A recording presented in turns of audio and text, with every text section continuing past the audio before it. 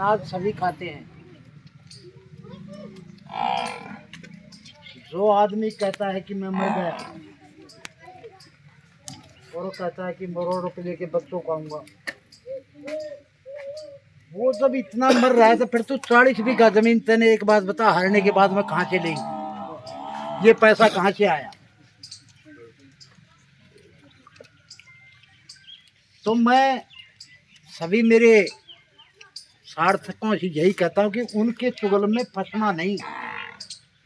आपने जो ठप्पा लगाना है ना, वो सही लगाना, इस्तेमाल करके बुद्धि के, ताकि यही अपने आगे काम भविष्य में आएगा।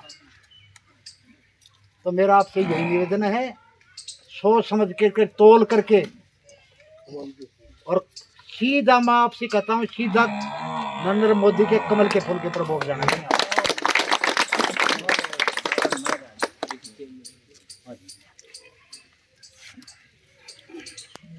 बोलिए भारत माता की जय, भारत माता की जय। बीजेपी जिंदाबाद, बीजेपी जिंदाबाद, बीजेपी जिंदाबाद।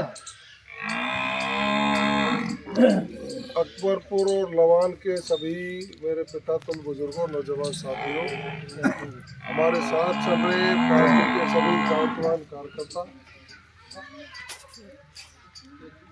आप घंटे 1.5 घंटे से हमारा इंतजार कर रहे हैं। लेट हुआ, कार्यक्रम बन जाते हैं, कार्यक्रम आ जाते हैं। लेट के लिए तो क्षमा चाहूँगा, लेकिन आपसे 2 ही बात निवेदन करूँगा। एक तो मैं आपको धन्यवाद दूंगा कि आपने हमेशा भारतीय जनता पार्टी को मजबूत करने के लिए सकारात्मक निर्णय लिए और हमेशा भारतीय जनता पार्टी के प्रत्याशी को यहाँ से जिता करके भेजा है, उसके लिए आपको बहुत बहुत धन्यवाद। पिछले चुनाव में 2018 में ज़रूर थोड़ी सी त्रुटियाँ हुई हैं, छोटी मोटी वोटों का यहाँ से विभाजन हुआ, और विभाजन का कारण रहा कि ये सीट आप लोगों के हाथों से चली गई।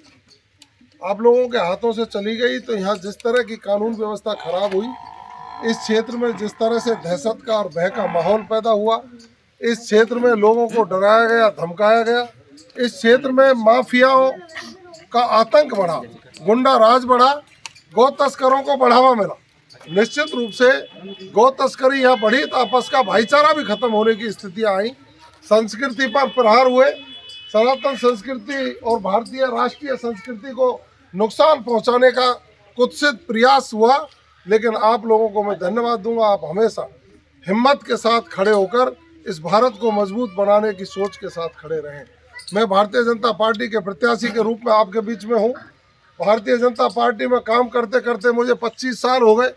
25 साल से लगातार अनवरत रूप से कमल के फूल को सिंचित करने के लिए, कमल के फूल को मजबूत करने के लिए गांव-गांव, ढांडी-ढांडी जाकर के भारतीय जनता पार्टी का प्रचार करने का काम किया।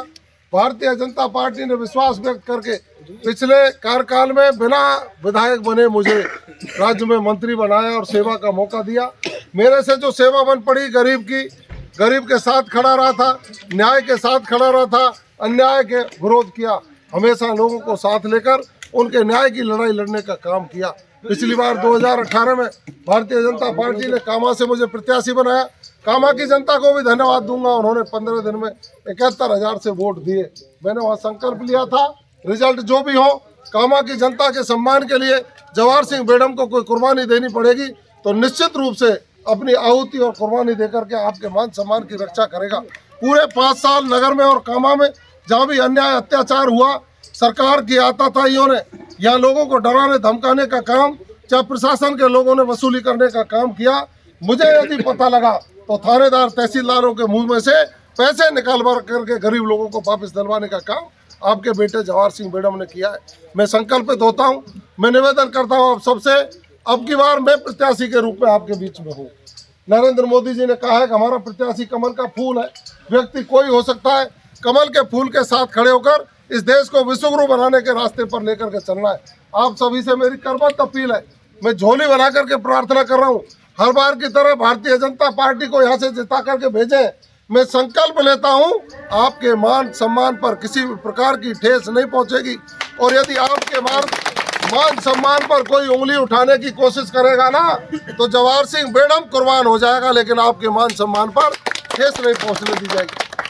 अफसरों को जवाबदेह करने के लिए आपके दरवाजे पर खड़े होकर के अधिकारी कर्मचारी ये पूछेंगे बाबा बता